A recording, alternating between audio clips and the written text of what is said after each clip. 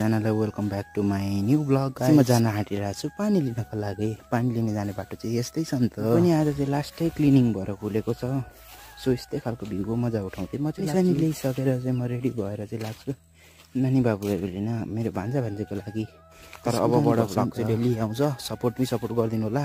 अनि यताउति हाम्रोतिर चाहिँ मकै पाक्ने सिजन भइसकेको छ। हजुरहरूकोतिर पाकिसक्यो कि छैन होइन।